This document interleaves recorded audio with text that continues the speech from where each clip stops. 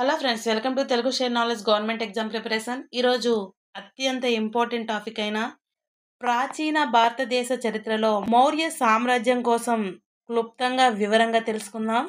భారతదేశంలో స్థాపించబడిన మొట్టమొదటి విశాల సామ్రాజ్యంగా గుర్తించబడింది మౌర్య సామ్రాజ్యం. మౌర్య సామ్రాజ్యం పశ్చిమాన ఆఫ్ఘనిస్తాన్, తూర్పున బంగ్లాదేశ్, ఉత్తరాన కాశ్మీర్ మరియు దక్షిణాన కావేరీ నది వరకు విస్తరించి ఉండేది. అనగా తమిళనాడు మరియు కేరళ మినహా భారత ఉపఖండం మొత్తం ఆధీనంలో ఉండేదని వివిధ శాసనాలు మరియు చారిత్రక గ్రంథాల ద్వారా తెలుస్తుంది. మౌర్య అనే పదం మురా అనే పదం నుంచి ఉద్భవించిందని చరిత్రకారుల అభిప్రాయం. మయూర అనగా అత్యధిక నెమలితో ఉండే ప్రాంతం అని అర్థం. ఫస్ట్ క్వశ్చన్, మౌర్యుల పరిపాలనా కాలం ఆన్సర్ ఏ 321 నుంచి 185 బీసీ బిఫోర్ క్రైస్ట్.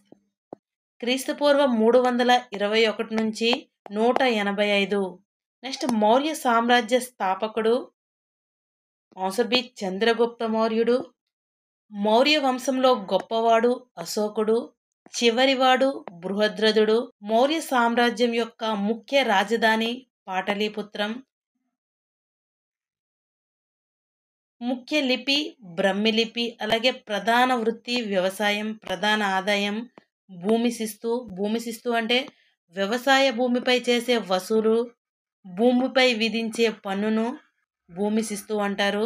ప్రామాణిక వాడుకలో ఉన్న నాణం ఏది అంటే పన. నెక్స్ట్, మౌర్య సామ్రాజ్యం కోసం వివరించే ముఖ్య ఆధార గ్రంథం ఆన్సర్ బి ఇండికా. దీనిని గ్రీకు రాయబారి మెగస్తనీస్ రచించాడు. ఇతను సెల్యూకస్ నికేటర్ అనే సిరియా పాలకుడి రాయబారిగా చంద్రగుప్త మౌర్యుని ఆస్థానానికి వచ్చాడు. ఇతను రాసిన ఇండికాలో పాటలీపుత్రమును పాలిబొత్ర అని, పట్టణ పాలన అధికారిని అస్థినోమోయ్ అని, గ్రామ పాలన అధికారిని అగ్రనోమోయ్ అని అంటారని తన ఇండికా గ్రంథంలో పేర్కొన్నాడు. మౌర్య సామ్రాజ్యంలో బానిస వ్యవస్థ లేదు, వడ్డీ వ్యాపారం లేదు, ప్రజలు తమ ఇండ్లకు తాళాలు వేయరు అని, కరువు కాటకాలు లేవు అని, 7 కులాల వ్యవస్థ ఉంది అని పేర్కొన్నాడు. ఎగ్జామ్ పాయింట్లో ఇండ్లకు తాళాలు వేయరు అని ప్రాచీన భారతదేశ సామ్రాజ్యం ఏది అంటే మౌర్య సామ్రాజ్యం. అలాగే ఇండికా గ్రంథంలో ఆంధ్రుల కోసం ప్రస్తావన ఉంది. నాటి భారతదేశాన్ని మెగస్తనీసు బంగారు పుట్టలు పెట్టు, చీమల గలవు, దొంగతనం లేదు, దేశమున అబద్ధాలు ఆడువారు లేరు అని వర్ణించాడు. అంటే ఇండికా గ్రంథంలో మెగస్తనీసు మౌర్య సామ్రాజ్యం కోసం వర్ణించాడు. నెక్స్ట్, ఏ గ్రంథం ప్రకారం చంద్రగుప్త మౌర్యునికి మహిళ అంగరక్షకులు ఉన్నట్లు వివరించింది? Answer B Geography. జియోగ్రఫీ గ్రంథం ఏ భాషలో ఉంది అంటే గ్రీకు భాషలో ఉంది. ఈ గ్రంథం ప్రకారం చంద్రగుప్త మౌర్యుడికి మహిళా అంగరక్షకులు ఉన్నట్టు తెలియజేస్తుంది. జియోగ్రఫీ గ్రంథ రచయిత స్ట్రాబో మెగస్తనీస్కు అబద్ధాలు కోరిగా వర్ణించాడు. అలాగే సెల్యూకస్ నికేటర్ మరియు చంద్రగుప్త మౌర్యుడికి మధ్య యుద్ధం జరిగిందని మనకు ఈ గ్రంథం ద్వారా తెలుస్తుంది. యుద్ధం ఫలితంగా సెల్యూకస్ యొక్క కూతురు హెలెనాను చంద్రగుప్త మౌర్యునికి ఇచ్చి వివాహం చేశాడు. నెక్స్ట్, ఏ గ్రంథం ప్రకారం అశోకుడిని చండాశోకగా వివరించింది? ఆన్సర్ బి మహావంశం మొదట అశోకుడిని చండాశోకగా పేర్కొంది. బౌద్ధం స్వీకరించిన తర్వాత అశోకుడు ధర్మశోకుడిగా మారాడు అని పేర్కొంది. అశోకుడు తన 100 మంది సోదరుల్లో 99 మందిని చంపి మొగలిపుత్త తిస్స అనే సోదరిని వదిలేశాడు. కళింగ యుద్ధం తర్వాత చాలా ఒత్తిడిలో ఉన్న అశోకుడు నిగ్రోధ అనే 8 సంవత్సరాల వయసు గల బౌద్ధ మత సన్యాసి వల్ల బౌద్ధంలోకి మారాడు అని మహావంశ పేర్కొంది. ది హిస్టరీ ఆఫ్ టిబెట్ గ్రంథంలో అశోకుడు 6 మంది సోదరులను చంపాడు అని పేర్కొంది. ఈ పుస్తకాన్ని రచించింది తారనాథ్.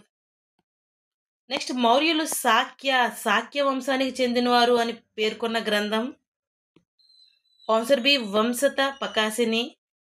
దీని ప్రకారం మౌర్యులు క్షత్రియులు అని పేర్కొంది. మౌర్యుల కాలంలో జైన బౌద్ధ మతాలు ఉన్నత స్థాయిలో ఉండేవని, మౌర్యులు మురియా అనే క్షత్రియ తెగకు చెందినవారని జైన సాహిత్యంలో పరశిష్ట పర్వన్ గ్రంథం తెలియజేస్తుంది. ఈ గ్రంథం అనేది చంద్రగుప్త మౌర్యుడు మరియు ధననందుని మధ్య యుద్ధం జరిగినట్టు తెలియజేస్తుంది. నెక్స్ట్, మౌర్య సామ్రాజ్యం నాణాలపై కనిపించే గుర్తు మౌర్య సామ్రాజ్యం నాణేలపై ఎక్కువగా కనిపించే గుర్తేది అంటే నెమలి. నెక్స్ట్ ఏ గ్రంథంలో చంద్రగుప్త మౌర్యుడిని పియదస్సి అని పేర్కొన్నాడు? ఆన్సర్ ఏ ముద్ర రాక్షసం. విశాఖదత్తుడు క్రీస్తుశకం 5వ శతాబ్దంలో ముద్ర రాక్షసం అనే సంస్కృత గ్రంథంను రచించాడు. ఈ గ్రంథంలో నందవంశరాజు ధననందుని అతని ప్రధానమంత్రి రాక్షసుడిని ఓడించి చంద్రగుప్త మౌర్యుడు రాజ్య స్థాపన చేశాడు అని పేర్కొంది. ముద్ర రాక్షసంలో చంద్రగుప్త మౌర్యుడు కులహీన తక్కువ జాతివాడు మరియు పియదస్సి అని పేర్కొన్నాడు. నెక్స్ట్ మౌర్య సామ్రాజ్యంలో రాజకీయ ఆర్థికపరమైన అంశాల గురించి వివరించే గ్రంథం. రాజకీయ ఆర్థికపరమైన అంశాల గురించి వివరించే గ్రంథం ఏది అంటే అర్థశాస్త్రం. Very important. దీనిని కౌటిల్యుడు లేదా చాణక్యుడు లేదా విష్ణుగుప్తుడు సంస్కృతంలో అర్థశాస్త్రం రాశాడు. కౌటిల్యుడిని భారత మాకియవెల్లి అంటారు. చరిత్రకారుల ప్రకారం ఇతడు చంద్రగుప్తుని ఆస్థానంలో ప్రధానమంత్రిగా పనిచేశాడు. ఈ పుస్తకంలో ఎక్కువగా రాజకీయ ఆర్థికపరమైన అంశాలకు ప్రాధాన్యత ఇచ్చాడు. ఇది ప్రాచీన సాహిత్యంలో మొదటి లౌకిక గ్రంథం. దీనిలో పేర్కొన్న యథాతర తదాప్రభ అన్న పదం మనం ఇప్పటికీ చాలా సందర్భాల్లో వాడుతుంటాం. అర్థశాస్త్రంలో 15 బుక్స్, అలాగే 150 సెక్షన్లు, 108 చాప్టర్లు మరియు 6000 శ్లోకాలు ఉన్నాయి. నెక్స్ట్ మౌర్య వంశంలో చివరి రాజు అయిన బృహద్రథుడిని పుష్యమిత్ర శుంగుడు చంపి శుంగ వంశం స్థాపించాడును పేర్కొన్న గ్రంథం. Answer C Harshacharita. హర్షచరిత్రని ఎవరు రాశారు అంటే దీనిని బాణుడు రాశాడు. నెక్స్ట్ కాశ్మీర్లో శ్రీనగర్ను నిర్మించింది అశోకుడు అని పేర్కొన్న గ్రంథం. ఆన్సర్ ఏ రాజతరంగిణి. భారత మొదటి చరిత్రకారుడిగా పిలువబడే కల్హణుడు ఈ గ్రంథాన్ని రాశాడు. కాశ్మీర్ను పాలించిన అన్ని రాజవంశాల గురించి ఈ రాజతరంగిణి అనేది పేర్కొంటుంది. దానిలో భాగంగా శ్రీనగర్ను నిర్మించింది అశోకుడు అని కల్హణుడు పేర్కొన్నాడు. అశోకుడు కుమారుడైన జౌలౌక దైవమతం ఆచరించాడని మరియు అశోకుని తర్వాత రాజు అయ్యాడని రాజతరంగిణి అనే గ్రంథం తెలియజేస్తుంది. నెక్స్ట్ మౌర్యుల నాణెములు ఎక్కువగా ఏ గుర్తులు కలిగి ఉన్నాయి? ఆన్సర్ నెమలి ముద్రికలు. మొదటి స్థానంలో అంటే ఎక్కువగా నెమలి ముద్రికలు, రెండవ స్థానంలో అర్ధచంద్రాకార ముద్రికలు, మూడవ స్థానంలో అశోక వృక్షం ముద్రికలు, 4వ స్థానంలో సూర్యుని ముద్రికలు కనిపిస్తాయి. నెమలి ముద్రికలు అనేవి ఎక్కువగా మౌర్య సామ్రాజ్యంలో కనిపించే గుర్తులు. నెక్స్ట్ మౌర్య సామ్రాజ్యంలో వెండి నాణేలను ఏమని పిలుస్తారు? ఆన్సర్ పనా అని పిలుస్తారు. రాగి నాణేలను మసిక లేదా రూకా అని పిలుస్తారు. కాకనీ నాణాలు అంటే ఈ నాణాలు కాంస్యంతో తయారు చేయబడి తక్కువ విలువైనవి. విజయనగర సామ్రాజ్య కాలంలో మరియు అంతకు ముందు వాడబడిన ఒక ప్రాచీన నాణం. ఒక మసిక అంటే రాగి నాణంను 4 వంతులు చేస్తే అందులో 1 వంతు కాకనీ నాణంగా చెప్పుకోవచ్చు. నెక్స్ట్ భారతదేశంలోనే మొట్టమొదటి సంస్కృత శాసనం. ఆన్సర్ సి జునాగఢ్ శాసనం. జునాగఢ్ శాసనం లేదా గిర్నార్ రాతి శాసనం అంటారు. ఈ శాసనం రుద్రదమనుడు శకరాజు అనే రాజుచే వేయించబడిన భారతలోనే మొట్టమొదటి సంస్కృత శాసనం. ఇది భారతదేశ చరిత్రలో చంద్రగుప్త మౌర్యుని గురించి, అశోకుని గురించి ఒకే దగ్గర పేర్కొనడం విశేషం. తాగునీరు అలాగే సాగునీటి కొరకు సుదర్శన తటకం నిర్మించింది పుష్యమిత్రుడు అని ఈ శాసనం పేర్కొంటుంది. పుష్యమిత్రుడు చంద్రగుప్త మౌర్యుని అధికారి. నెక్స్ట్ ఉత్తరప్రదేశ్లో గల తామ్రపలక శాసనం లేదా సోహ్ గౌర రాగి శాసనం మౌర్య సామ్రాజ్యంలో ఏ చక్రవర్తి కోసం వివరిస్తుంది? తామ్రపలక శాసనం అనేది చంద్రగుప్త మౌర్యుడి కోసం వివరిస్తుంది. అలాగే చంద్రగుప్త మౌర్యుడి కోసం తెలియజేసే ఇంకొక శాసనం ఏది అంటే మహాస్థాన్ శాసనం. ఈ మహాస్థాన్ శాసనం ఎక్కడ ఉంది అంటే బంగ్లాదేశ్లో బోగ్రా జిల్లాలో ఉంది. ఈ 2 శాసనాల్లో చంద్రగుప్త మౌర్యుడు అధికారులకు కరువు నివారణ చర్యలు తీసుకోమని ఆదేశాలు ఇచ్చినట్లు తెలియజేస్తుంది. నెక్స్ట్ భారతదేశ చరిత్రలోనే మొదటి లిఖిత పూర్వక ఆధారాలుగా ఎవరి శాసనాలు ప్రసిద్ధిగాంచాయి? లిఖిత పూర్వక ఆధారాలుగా అశోకుని శాసనాలు అనేవి ప్రసిద్ధిగాంచాయి. అశోకుని బ్రహ్మిలిపి శాసనాలు మొదటగా 1837లో జేమ్స్ ప్రిన్సెప్ అనే బ్రిటిష్ ఈస్ట్ ఇండియా కంపెనీ అధికారి చదివి అనువదించారు. రాజు యొక్క ఆజ్ఞలను ప్రజలకు తెలియజేయుటకు అశోకుడు శాసనాలు వేయించాడు. వీటినే రాజాజ్ఞలు అంటారు. ఇప్పటి వరకు భారత ఉపఖండంలో మొత్తం ఎన్ని శాసనాలు లభ్యమయ్యాయి? Answer D 181. 47 ప్రాంతాలలో 181 శాసనాలు అనేవి లభ్యమయ్యాయి. అశోకుని శాసనాల్లో ఏ భాషను ఎక్కువగా ఉపయోగించాడు? ఆన్సర్ సి ప్రాకృతం. ప్రాకృత భాషను ఎక్కువగా ఉపయోగించాడు. కొన్ని శాసనాలలో గ్రీకు మరియు అరబిక్ భాషలు కూడా వాడబడ్డాయి. ప్రాకృత భాషను ఖరోష్ఠ మరియు బ్రహ్మి లిపిలో లిఖించాడు. ఖరోష్ఠ మరియు అరబిక్ లిపి అంటే కుడి నుండి ఎడమకు రాయడం జరుగుతుంది. అలాగే బ్రహ్మి మరియు గ్రీకు లిపి అంటే ఎడమ నుండి కుడివైపుకు రాస్తారు. భారతదేశంలో అశోకుని శాసనాలన్నీ బ్రహ్మి లిపిలోనే రాయబడ్డాయి, అంటే ఎడమ నుండి కుడివైపుకి రాయబడ్డాయి. అశోకుని శాసనాల్లో మొత్తం 3 భాషలు ప్రాకృతం, గ్రీకు మరియు అరబిక్ భాషలు ఉపయోగించగా వాటిలో వాడిన లిపులు ఎన్నంటే 4 లిపులు.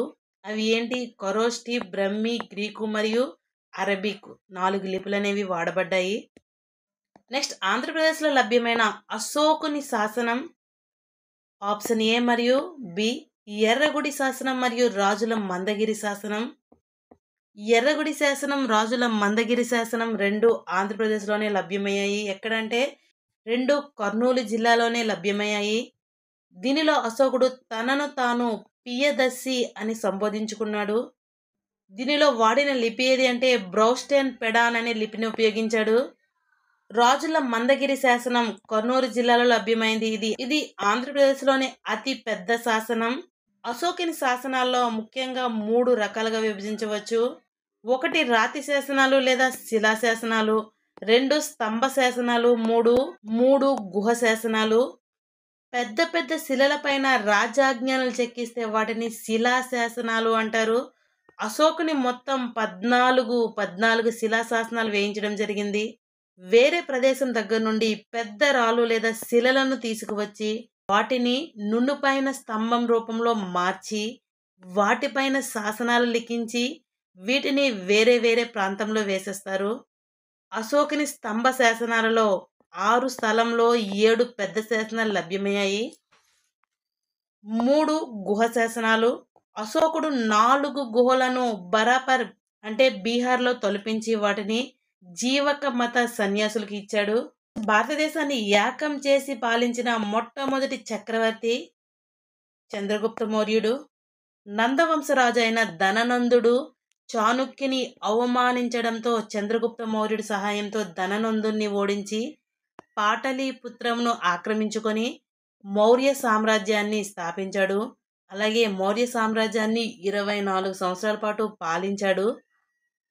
చంద్రగుప్త మౌర్యుని యొక్క బిరుదులు మహారాజాదిరాజు, సాండ్రకోటోస్ అని.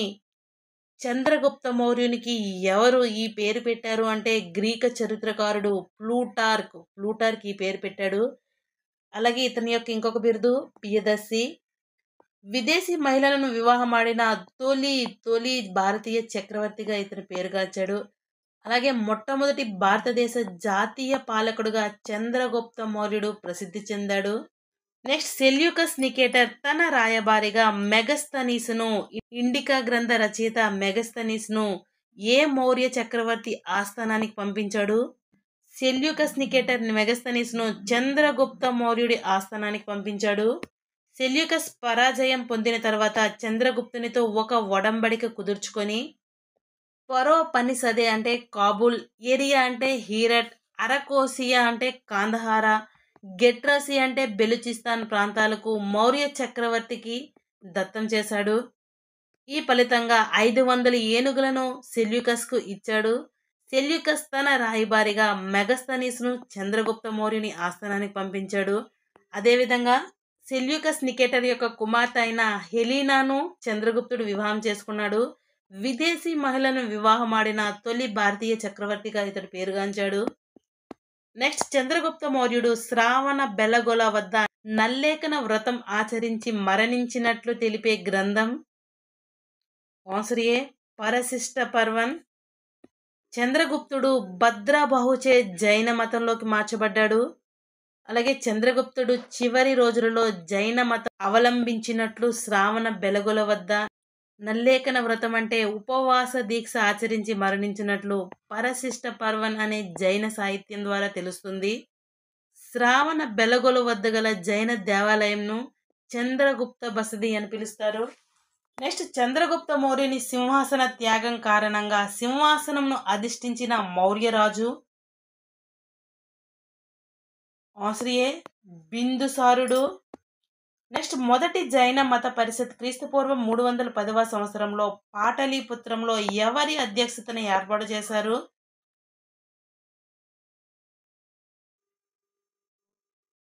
ఆన్సర్ బి స్థూలభద్రుడు. నెక్స్ట్ అమిత్రోకేటస్ శత్రువులను నిర్మూలించిన వాడు అని ఏ మౌర్య చక్రవర్తి బిరుదు? అమిత్రోకేటస్ అంటే శత్రువులను నిర్మూలించువాడు అని బిందుసారుడు యొక్క బిరుదు. ఇతనికి గల ఇంకొక బిరుదు సింహసేనుడు. భారతదేశంలో తొలి భారతీయ రాజ్య స్థాపకుడిగా పేరుగాంచాడు. అలాగే 25 సంవత్సరాలు పాలించాడు. మౌర్య సామ్రాజ్యం ఇతని కాలంలో దక్షిణాన మైసూరు వరకు విస్తరించింది.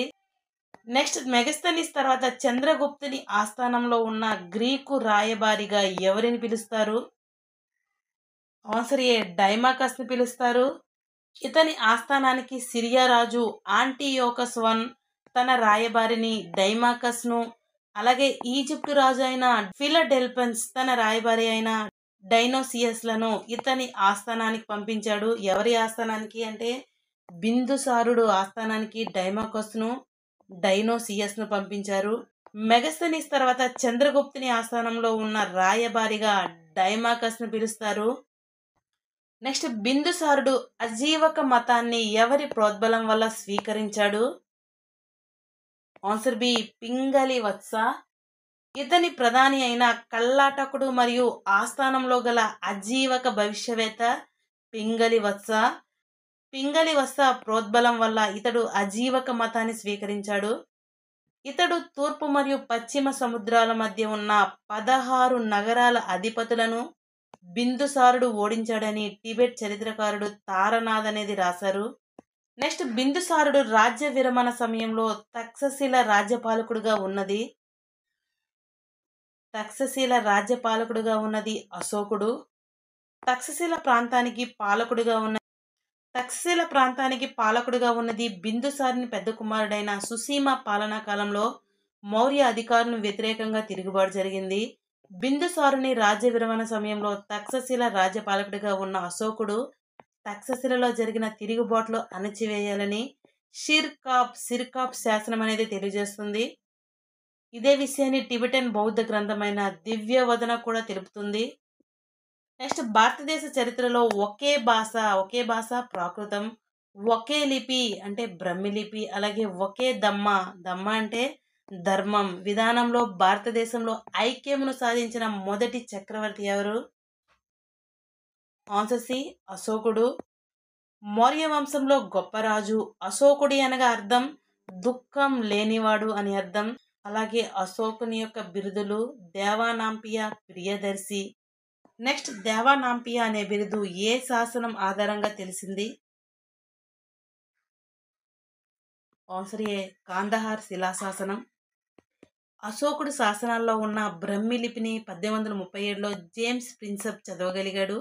అశోకుడి తన శాసనాలను ఖరోష్ఠీ లిపి ద్వారా ఉపయోగించాడు. ఈ లిపిని కెప్టెన్ నోరిస్ కనుగొన్నాడు. గ్రీకు మరియు అరామిక్ 2 భాషల్లో కూడుకున్న శాసనాన్ని వేయించి ఈ శాసనం పేరే కాందహార్ శిలాశాసనం. 1915లో కర్ణాటకలోని మస్కీ శాసనంలో ప్రియదర్శిని రాజా అశోక అని పేర్కొనడం జరిగింది. నెక్స్ట్ అశోకుడు తన సోదరులు 99 మందిని చంపినట్టు తెలియజేసే గ్రంథం? ఆన్సర్ ఏ మరియు బి దీపవంశ మరియు మహావంశ. నెక్స్ట్ అశోకుని తల్లి కోసం వివరించే గ్రంథం? Answer C అశోకవదన. నెక్స్ట్ అశోకుడు యువరాజుగా ఏ రాష్ట్రాలకు రాజ్య ప్రతినిధిగా వ్యవహరించాడు? ఆన్సర్ సి డి అవంతి మరియు తక్షశిల రాష్ట్రాలకు రాజ్య ప్రతినిధిగా వ్యవహరించాడు. నెక్స్ట్ అశోకుడు ఎవరి ప్రభావం వల్ల బౌద్ధ మతాన్ని స్వీకరించాడు? ఆన్సర్ ఏ ఉపగుప్తుడు.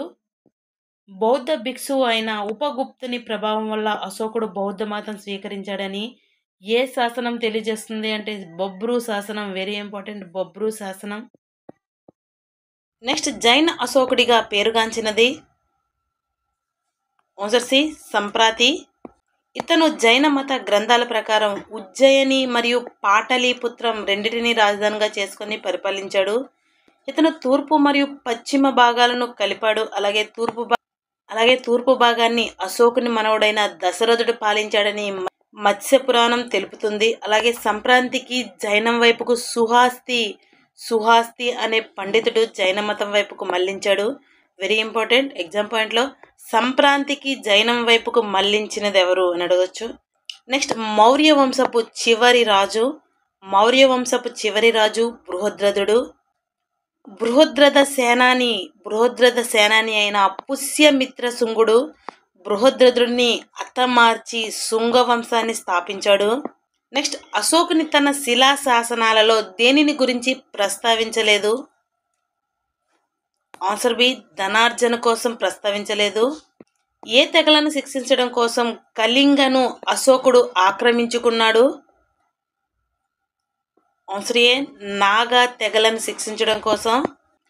అశోకుడు కళింగను ఆక్రమించుటలో గల ముఖ్య ఉద్దేశం ఏంటంటే మౌర్య వ్యాపార నౌకలను దోచుకోనున్న నాగ తెగలను శిక్షించడం కోసం కళింగను ఆక్రమించుకున్నాడు.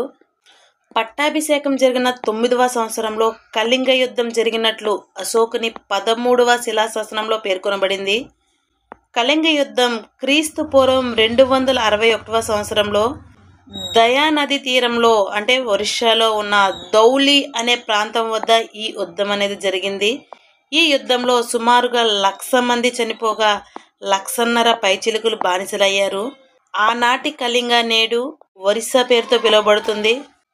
నెక్స్ట్ ఏ యుద్ధం తర్వాత అశోకుడు బౌద్ధ మతాన్ని స్వీకరించడం జరిగింది? ఆన్సర్ ఏ కళింగ యుద్ధం తర్వాత.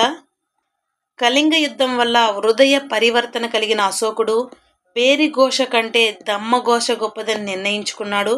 కళింగ యుద్ధానంతరం అశోకుడు 2.5 సంవత్సరాలకు ఉపగుప్తుడు, అసలు పేరు ఏంటంటే నిగ్రోధ, ఉపగుప్తుడు అనే 8 సంవత్సరాల బౌద్ధ బాల పండితుడి దగ్గర నుంచి బౌద్ధ మతాన్ని స్వీకరించాడు అని బొబ్రు శిలాశాసనం వివరిస్తుంది. అలాగే రక్తసిక్తమైన మానవ చరిత్రలో అశోకుని కాలం విరామ సమయం వంటిదని హెచ్సి వేల్స్ అనే పండితుడు పేర్కొన్నాడు. నెక్స్ట్ నాగార్జున కొండలలోని గుహలను అజీవకులకు దానం చేసిన మౌర్య రాజు? ఆన్సర్ బి దశరథుడు. ఇతని బిరుదు దేవా నాంపియ. అశోకుని యొక్క మనవడు దశరథుడు సంప్రాతి మరియు సుమన. అలాగే అశోకుని యొక్క కుమారులు కునాల, తివార, జొలౌక మరియు మహేంద్ర.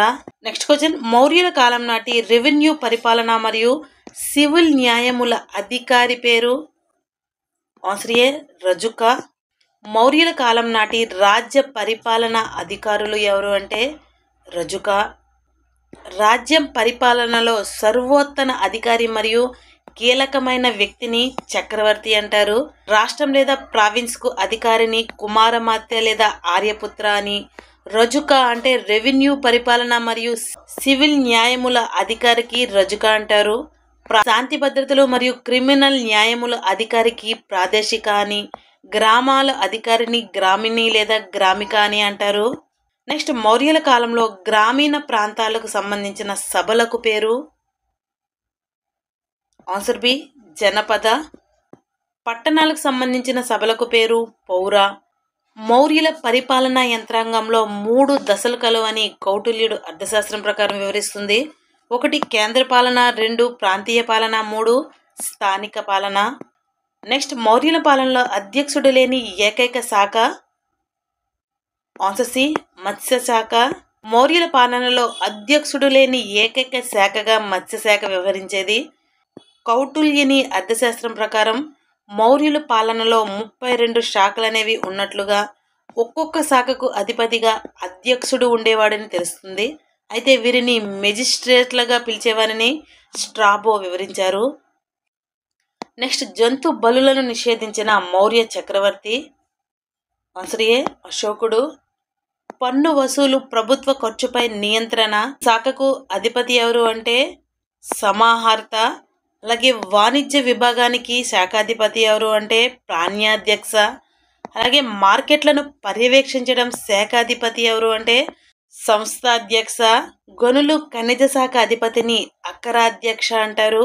ఉప్పు కమిషనర్లను లవణాధ్యక్ష అని, వాడరేవులను రేవు పట్టణాలు పర్యవేక్షణ అధికారిని పట్టణ అధ్యక్షులు లేదా నవాధ్యక్ష అని, విదేశీయులకు వర్తించే వీసాలకి అధిపతిని ముద్రాధ్యక్షి అని, మత్తు పానీయాలు శాఖాధిపతిని సురాధ్యక్ష అని, బంగారు ఆభరణాల శాఖాధిపతిని సువర్ణాధ్యక్ష అని, జంతువుల సంరక్షణ అధిపతిని సునాధ్యక్ష అని, గడ్డి భూముల శాఖాధిపతిని వివితాధ్యక్ష అని, అలాగే శుంకముల విభాగానికి అధిపతిని శుల్కాధ్యక్ష అని, అకౌంట్స్ శాఖాధిపతిని అకలాధ్యక్ష అని, దేవాలయాలు మరియు మతపరమైన కట్టడాల శాఖాధిపతిని దేవతాధ్యక్ష అని, వేశ్య వృత్తికి అధ్యక్షుడిని గణికాధ్యక్ష అని, వస్త్రాల శాఖాధిపతిని సూత్ర అధ్యక్ష అని, నాణాల ముద్రణ శాఖాధిపతిని లక్షణాధ్యక్ష అని, ఎన్నికలు మరియు కొలతల శాఖాధిపతిని పౌరవాధ్యక్ష లేదా తులమనాధ్యక్ష అని, వ్యవసాయం లేదా రాజభూముల పర్యవేక్షణ అధికారిని సీతాధ్యక్ష అని అంటారు. అశోకుని ఉన్నతాధికారులలో గణాంక అధికారి పేరు యుక్తాలు అంటారు. అలాగే పన్నుల అధికారికి సమాహర్త, వెరీ ఇంపార్టెంట్. నాణేల విలువను నిర్ణయించే అధికారిని రూపదర్శక అంటారు. అలాగే రాజ్యంలో ఉన్నతాధికారిని మహామత్తర అంటారు. కోశాధికారిని సన్నిధాత. రాజుకు ఉపయోగపడే సమాచారాన్ని సేకరించేవాడును ప్రతివేదిక అంటారు. అలాగే సరిహద్దు పర్యవేక్షణ అధికారిని అంత మహామత్తర అని, గూఢచారిని పులిసాని అంటారు. స్త్రీ సంక్షేమ శాఖ అధిపతి మరియు న్యాయ అధికారిని రజుక అంటారు. నెక్స్ట్ నేటి జిల్లా కలెక్టర్తో పోల్చదగు మౌర్యుల కాలం నాటి జిల్లా అధికారి పేరు ఆన్సర్ ఏ రజుక. రజుకుల ముఖ్య విధి భూమిని అంచనా వేయడం మరియు సజ్జుతో భూమిని కొలుచుట. ఇక్కడ సజ్జు అంటే కొలమానం. రజుకుల పరిపాలన సమీక్షించు అధికారికి ప్రాదేశికుడు అంటారు. రజుకుల పరిపాలన సమీక్షించు అధికారిని ప్రాదేశికుడు అంటారు. అలాగే జనపదములకు అధిపతిని స్థానికుడు అంటారు. జనపదములలో రికార్డులు నిర్వహించే అధికారిని గోప అంటారు. జనపదంలో పన్నులు వసూలు చేయు అధికారిని స్థానికుడు అంటారు. జనపద అంటే ఇక్కడ గ్రామీణ ప్రాంతాలు అనే అర్థం. మౌర్యుల కాలంలో క్రిమినల్ న్యాయస్థానాలకు గల పేరు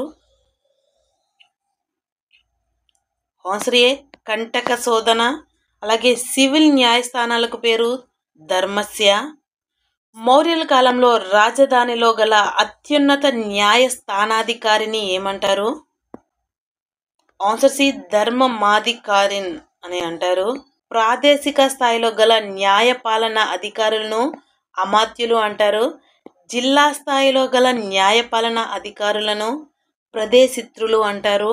న్యాయపాలనలో రికార్డులు నిర్వహించే అధికారి పేరు లేఖన. అలాగే మౌర్యుల కాలంలో రాజభవనాలను నిర్వహించే అధికారి పేరు దౌవారికుడు. నెక్స్ట్ గూఢచార వ్యవస్థను మెగస్తనీస్ తన ఇండికాలో ఏమని పేర్కొన్నాడు? Answer B ఓవర్సీర్స్. కౌటిల్యుడు తన అర్థశాస్త్రంలో గూఢచారి వ్యవస్థను గూఢ పురుషులు అని వివరించాడు. నెక్స్ట్ మౌర్యుల కాలంలో నీటి పారుదల ప్రాజెక్టులకు విఘాతం కలిగిస్తే వేసే శిక్ష ఆన్సర్ ఏ మరణశిక్ష. పవిత్రమైన వృక్షమును నరికివేస్తే మరణశిక్ష. చేతి వృత్తుల వారికి హాని కలిగిస్తే మరణశిక్ష. అలాగే దొంగతనం చేసేవారికి 40 పణములు అనేది జరిమానా విధిస్తారు.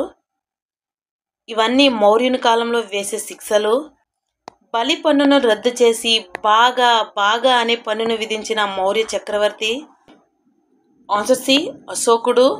ఏ శిలాశాసనంలో పన్నుల ప్రస్తావన ఉంది అంటే రుమ్ముందై శిలాశాసనంలో. Very important. పన్నులు విధించే అధికారిని సమహర్త, అలాగే రెండవ అధికారిని సన్నిదాత అంటారు. అశోకుని జన్మస్థానమైన లుంబిని గ్రామం మినహాయించి మిగతా అన్ని గ్రామాలకు ఈ పన్నును విధించాడు. ఏ పన్నును అంటే బాగా బాగా అనే పన్నును. బాగా పన్ను అనేది 1/4 వంతు నుండి 1/6 వంతు వసూలు చేసే భూమి శిస్తు.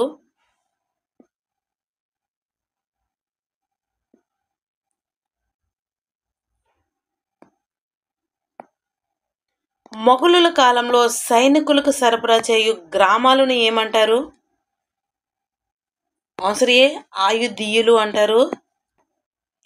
మౌర్యుల కాలంలో రోడ్డు రవాణా పన్నును ఏమని పిలుస్తారు? ఆన్సర్ ఏ వార్తని. అలాగే మిలిటరీ పన్నును గుల్మా అని, ఎగుమతి పన్నును నిష్క్రమ్య అని, తోటలపై నగదు రూపంలో చెల్లించే పన్నును కారా అని, రైతులపై శ్రమ రూపంలో చెల్లించే పన్నును విష్టి అని, సంవత్సరానికి 2 పంటలు పండించే రైతులపై వేసే పన్నును ప్రణయ అని, పంటను ఆస్తిని రక్షించుటకు విధించే పన్నును దశయోలి సంగ్రహ అని పిలుస్తారు. నెక్స్ట్, మౌర్యుల ఆర్థిక సంవత్సరం ఏ నెలతో ప్రారంభమవుతుంది? ఆన్సర్ సి జూలై, అంటే ఆషాఢ మాసంతో ప్రారంభమవుతుంది. నెక్స్ట్, మౌర్యుల కాలంలో చెరుకు పండించు భూములకు ఏమని పిలుస్తారు? మౌర్యుల కాలంలో చెరుకు పండించు భూములను వత అని పిలుస్తారు. వ్యవసాయ సాగు చేయు భూములను కృష్ట అని పిలుస్తారు. పంట భూములను కెడారా, ఫల వృక్షాలతో నిండిన భూములను షెండ అని పిలుస్తారు. అలాగే బంజరు భూములను అరిష్ట అని, మెట్ట భూమిని స్థల అని, మూలికలను పెంచే భూములను మూలవన అని, పశువుల మేత కొరకు నిర్దేశించే పచ్చిక బయలును వివిత అని పిలుస్తారు. ప్రధాన రహదారులు నిర్మించిన మొదటి చక్రవర్తి ఎవరు అంటే చంద్రగుప్త మౌర్యుడు. నెక్స్ట్, భారతదేశ చరిత్రలో ద్రవ్య ఆర్థిక వ్యవస్థ ఎవరి సామ్రాజ్యంతో ప్రారంభమైంది? Very important. భారతదేశ చరిత్రలోనే మౌర్య సామ్రాజ్యంతో ద్రవ్య ఆర్థిక వ్యవస్థ అనేది ప్రారంభమైంది. మౌర్యుల కాలం నాటి బంగారు నాణెంను ఏమని పిలుస్తారు?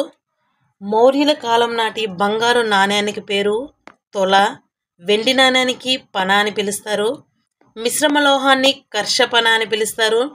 నాణెములు ముద్రణకు ప్రధానంగా ఉపయోగించే లోహములు ఏంటి అంటే వెండి మరియు రాగి. నెక్స్ట్, మౌర్యుల కాలంలో మధుర పట్టణం ఏ వస్త్రముల ఉత్పత్తికి ప్రసిద్ధిగాంచినది? ఆన్సర్ ఏ శతక అనే వస్త్రములకు. శతక అను అత్యంత నాణ్యవంతమైన వస్త్రముల ఉత్పత్తికి మధుర పట్టణం అనేది ప్రసిద్ధిగాంచినది. అలాగే చౌమ అనే వస్త్రాలకు కాశీ ప్రసిద్ధిగాంచినది. దుకుల అనే వస్త్రాలకు వంగ ప్రసిద్ధిగాంచినది. అలాగే చినముక లేదా కౌషియా అనే వస్త్రాలకు చైనా ప్రసిద్ధిగాంచినది. మౌర్యుల ప్రధాన ఎగుమతులు మిరియాలు, సుగంధ ద్రవ్యాలు, వజ్రాలు, దంతపు వస్తువులు. ఆన్సర్ ABCD అన్నీ కరెక్టే. ప్రధాన దిగుమతులు ఏవి అంటే గాజు, ఉన్ని మరియు చీనాంబరం. నెక్స్ట్, మౌర్యుల కాలంలో ప్రధాన రేవు పట్టణములు. ఆన్సర్ ABC సోపర, బరుచ్చకము, అలాగే తామ్రలిప్తి. నెక్స్ట్, అశోకుడు వేయించిన సారనాథ్ స్తూపం ఎక్కడ ఉంది? ఆన్సర్ ఏ ఉత్తరప్రదేశ్లోని వారణాసి సమీపంలో సారనాథ్లో ఉంది. ఈ స్తూపం పైన 4 సింహాలు ఒకదాని వెనకాల ఒకటి 4 దిక్కులు ఉంటాయి. సింహాల ప్రతిమ కింద 24 పుల్లల అశోక చక్రం ఉంటుంది. అశోకుని చక్రం చుట్టూ 4 చిన్న జంతువులు, గుర్రం, ఎద్దు, ఏనుగు, సింహం, ఈ 4 జంతువులు ఉంటాయి. అలాగే అశోకుడు వేసినప్పుడు 4 సింహాల ప్రతిమపై అశోకుని చక్రం ఉండేది. కాలక్రమంలో అశోకుని చక్రం అనేది నాశనమైంది. ఈ సారనాథ్ ప్రతిమను కొన్ని మార్పులకు గురిచేసి భారత ప్రభుత్వం అనేది జాతీయ అధికార చిహ్నంగా స్వీకరించింది. సారనాథ్ స్తూపంలో తిరగేసిన తామర పువ్వును తీసివేసి దాని స్థానంలో మండకోపనిషత్తులో తీసుకున్న సత్యమేవ జయతే అనే పదం ఉంటుంది. అలాగే అశోకుని చక్రం చుట్టూ 4 జంతువులలో ఏనుగు, సింహాలను తీసివేసి కేవలం గుర్రం మరియు ఎద్దును ఉంచుకున్నారు. నెక్స్ట్, మౌర్యుల కాలంలో యక్ష శిల్పానికి ప్రసిద్ధిగాంచినది ఆన్సర్ బి మధ్యప్రదేశ్. యక్షిని శిల్పానికి బేస్నగర్ మధ్యప్రదేశ్ మరియు దీదార్గంజ్ బీహార్ ప్రసిద్ధిగాంచినది. అలాగే యక్షిని వేరు, యక్ష వేరు. యక్ష శిల్పానికి మధ్యప్రదేశ్ ఒక్కటే ప్రసిద్ధిగాంచినది. అలాగే ఏనుగు శిల్పానికి ధౌలి అనేది ప్రసిద్ధిగాంచింది. మౌర్య సామ్రాజ్యం పతనం కావడానికి ప్రధాన కారణం దమ్మ విధానమే అని పేర్కొన్నది ఆన్సర్ సి హెచ్సి రాయచౌదరి. మౌర్యుల పతనానికి బ్రాహ్మణుడైన పుష్యమిత్ర శుంగుడు కారణమని హరిప్రసాద్ అనే పండితుడు పేర్కొన్నాడు. అలా కాకుండా మౌర్య అంతానికి అశోకుని యొక్క దమ్మ విధానమే అని కారణమని హెచ్సి రాయచౌదరి అభిప్రాయపడ్డాడు. డిడి కోశాంబి ప్రకారం ఆర్థిక సంక్షేమం పతనానికి కారణమని పేర్కొన్నాడు. అలాగే రొమిల్లా దాపర్ మాత్రం బహుళ కారణాల వల్ల మౌర్య సామ్రాజ్యం అనేది పతనమైందని తెలిపాడు.